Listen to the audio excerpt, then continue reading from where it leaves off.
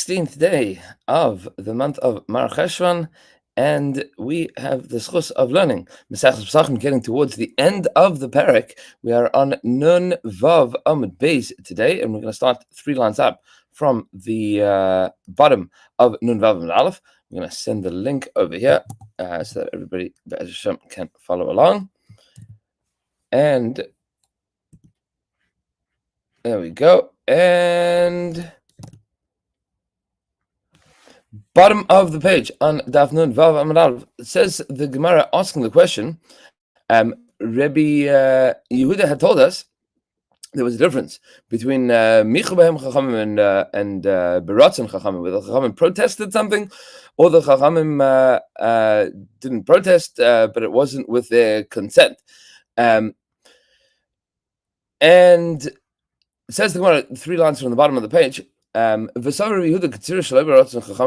Yehuda really hold that Ketzira, that this case of harvesting before the Korban Omer was Shaloi Baratzon Chachamim? V'hatnan, didn't we learn in a Mishnah Anshe Yericho Kotzrim Lifnei Omer that people of Yericho they would harvest their grain before the Korban Omer B'Ratzon Chachamim, with the consent of the Chachamim. V'Gotzim Lifnei Omer Shaloi B'Ratzon Chachamim, and when they stacked it up, they would cut it before, but when they piled it up, that was Shaloi B'Ratzon Chachamim, that was against the will of Chachamim. V'Loi Michu B'Yadam Chachamim, the Chachamim didn't protest it. Says the Gemara, Man Shamas Lei, top of Nun Vav Amud Aleph, Da'amr Michu V'Loi Michu. Who is the Tana that taught us that there's a situation of protest versus non-protest, as opposed to with or without the Chachamim's approval? Rabbi Yehuda. This is the opinion of Rabbi Yehuda. V'Ktani Kotzim B'Ratzon Chachamim, and the Brisa told us that they harvested B'Ratzon Chachamim with the Chachamim's consent, with their approval. So, how does this make any sense? This is a Lutamech. If that would be so, this is what we pointed out at the end of the yesterday, Hani Arba Hava, then there are 4 things that they did, B'Ratzon Chacham. And our Mishnah told us that there were only 3. So if you're going to add in that they would harvest B'Ratzon Chachamim, then you would end up with 4 cases that they did B'Ratzon Chachamim. Ella, rather, you have to conclude, some Mikan Ketzira, that the Brisa that teaches us that they were Kotzer, that they harvested the grain with before the Omer, that is incorrect. That you have to take that off the list, and there were only 3. And then the Gemara continues 3 lines from the top of Nun Vav Amud Aleph. Says the Gemara, Matirin Gamzia Shel Hektish V'Shel Choruv V'Shel Shikma. They allowed using the branches of the carob tree and the sycamore tree. The extra growths that came off of them. So Amru, they said, our fathers only were makdish the beams, meaning they said the only thing that was hektish were the beams of the tree. And therefore will permit the growths that grow afterwards of the carob trees and the sycamore trees. Obviously, we are talking about the things that grow thereafter.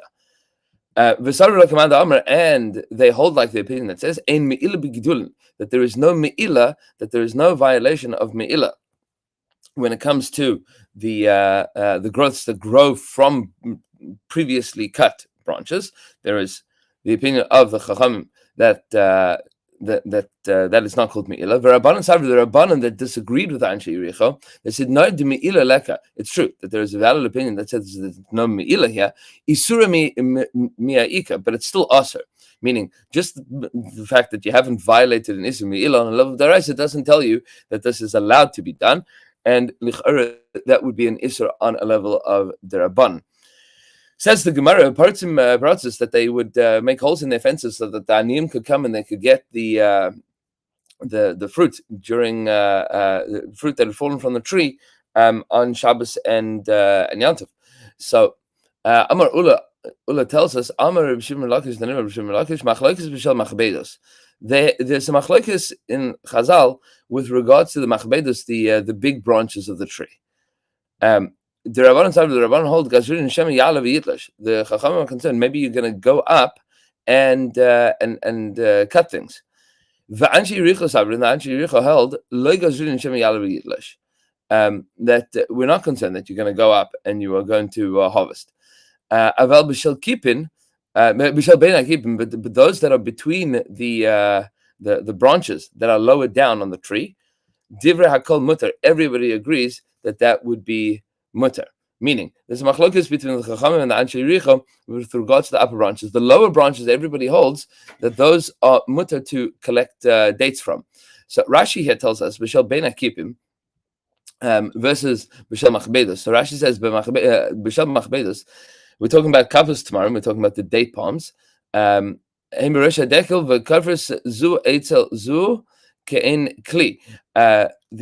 big branches at the top, they cover one over the other. They are interlocking like the top of a date palm. And when the dates fall down, those big heavy like scale like things at the top of the tree, those collect them. They came in the Gavaya, and since they're very high, you have to climb the tree in order to get them. We are concerned that you are going to pick off dates, and once you're already up there, you're going to get some dates that are still connected to the tree. And that would be an Issa Daraisa. That would be an Issa Daraisa of harvesting, of Ketzira on Shabbos and Yom Tov. Shel ben akipim, Rashi tells us, lemata mi noifehem. That is below the canopy, below the foliage. Those are the branches that are down below.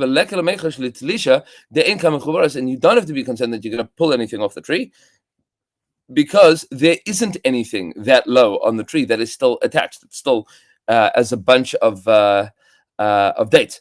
So Rashi's opinion here is that the machlokes is with regards to an issa d'oraisa, meaning the issa d'oraisa of pulling off dates from the tree itself. The Rabbanan held that it was also to pull off dates that had already come off of the tree, meaning they already no longer were attached, but they were stuck in the top branches of the tree. But the bottom of the tree, everybody agrees that is going to be mutter. The Tosfos has a whole different understanding, that the Tosfos hold that the machlokes here is dates that fell off before Yom Tov, whether they are caught in the upper branches or the lower branches and then fell to the ground on Yom Tov, because the Rabbanan held that those that were caught in the upper branches were also because of muktzah, and therefore we are concerned. But you see the long Tosfos here, on the side of the page, what exactly the concern is. We'll see some of it filtering out in the Gemara.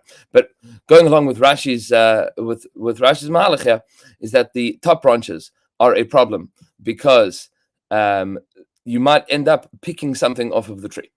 Says the Gemara, Amar le Rava. Rava says, Vaha muktzah ois ninu. Are they not muktzah?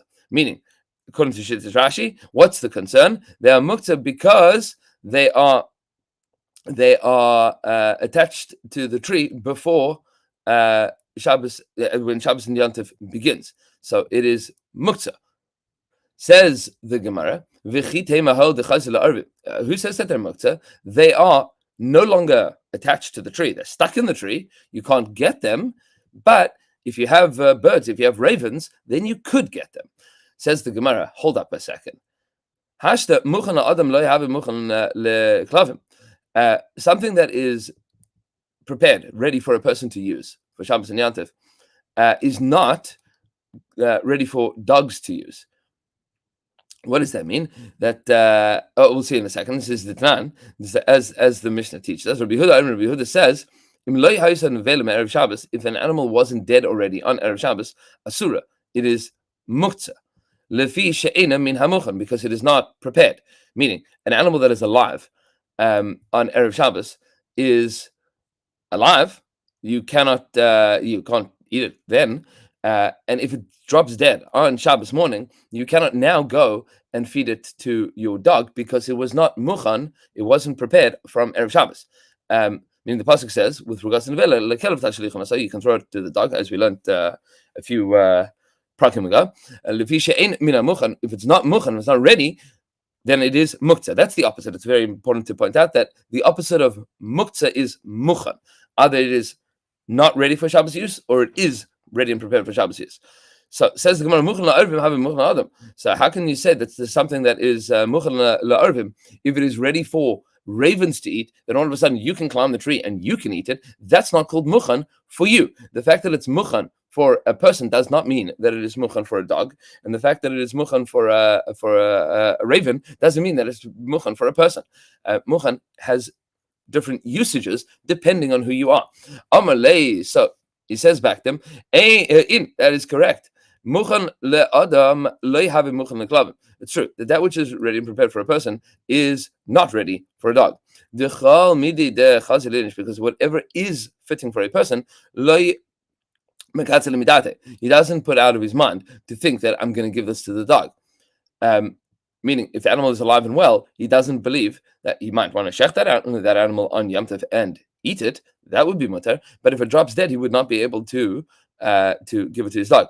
But mukhan la'arvim, this is a little bit different. That which is ready and prepared for a raven to eat, have mukhan la'adam, is ready and prepared for a person to eat. Because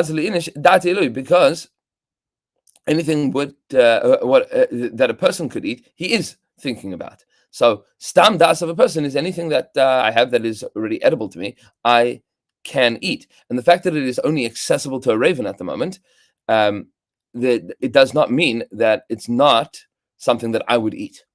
Says the Gemara, so that deals with the muktzah problem. Ki ata Ravin, when Ravin arrived from Eretz Yisrael, Amar Rabbi Shimon ben Lakish, he said, in the name of Rabbi Shimon ben Lakish, machlokes b'shel kippin. The machlokes is about the dates on the lower branches, which is different from how we had said before. We had said that there is machlokes about the upper branches between the Anshe Yericha and the Chacham. But when Ravin arrived, he said that this machlokes about the lower branches as well. The Rabbanan hold mukhan la'arvim lo have mukhan adam. That which is ready and prepared for arvim, for ravens, is not considered to be mukhan la'adam. It's only raven food. It is not human food. The Anshe Yericha held mukhan la'arvim have mukhan la'adam. That was the machlokes, that the Anshe Yericha held that which is ready and prepared for a raven to eat is also good for a human. But with regards to the upper branches, divrei hakol aser. Everybody agrees that climbing up to the upper branches would be also because there is a legitimate concern there that you're going to go up and you are going to start pulling dates off the tree that are still actually attached to the tree, and there would be an Isidoraisa. Says the Gemara, quoting from the list of things that the Chacham disagreed with. V'nois and Pear Le'erik, they made pear. They made a portion of their field from vegetables, from the vegetable patch. Says the Gemara, hold on a second. I mean, you see, the Anshe Yericha were not unlearned Jews. They had strong opinions in halacha, and we see that their opinion was valid. Meaning it was at least a contendable opinion. Says the Gemara, challenging the Anshe Yericha. They don't have this Mishnah. The general rule was said about pear. What's the rule about pear? Anything that is food. One, v'nishmar, and it is guarded, v'gidulim ilaretz, and it grows from the ground, v'likitasai ka'achas, and it is harvested all at once, meaning the crops ripen at the same time. And you bring it in for storage, like grains that you're going to store for a long time. All of these things chayv v'peah. Those are the things that you require in order to be liable, to be obligated in the mitzvah of peah. Kolshu oichel.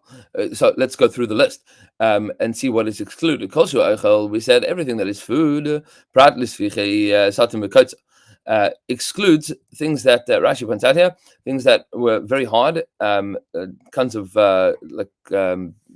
plants that were too hard to eat, like kashan achila, and they would make dyes out of these things. So the svichin, the aftergrowths of the satan and kotza. The satan and kotza itself, those things are edible. But the aftergrowths, the svichin that will grow afterwards, those things were used for dye. They were not used for food. V'nishma, and they are guarded prat lehefker. that excludes anything that is growing wild, meaning you don't have to walk around Eretz Yisrael and portion of fields that are ownerless. V'gidulim min haaretz, and it has to be things that grow from the ground.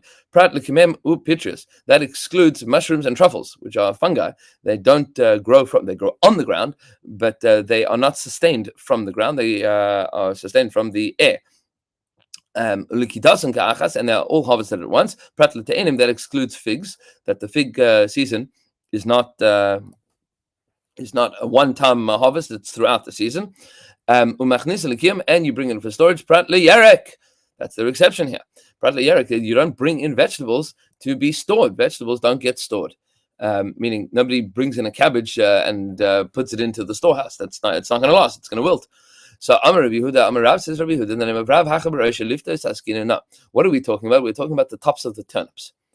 Tops of turnips.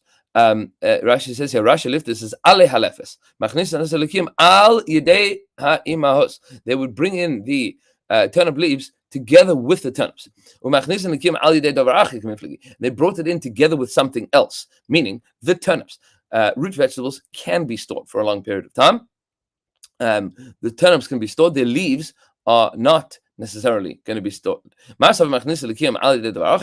And one opinion amongst the Tanaim apparently is that, meaning between the Anshe Yericho and the Chachamim,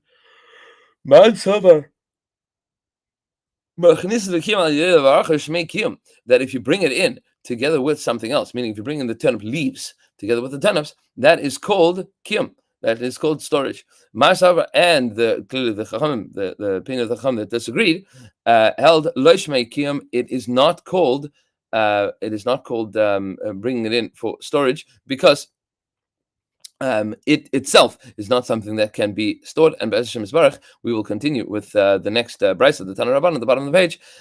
Tomorrow, everybody should have a beautiful day and a beautiful Erev Shabbos Kodesh and Shabbos, and we will see you in Shul tomorrow afternoon or online tomorrow night. Have a beautiful day, a beautiful Shabbos.